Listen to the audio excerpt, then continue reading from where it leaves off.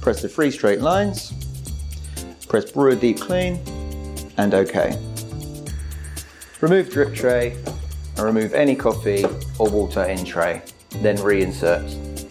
When asked, insert tablet into flap.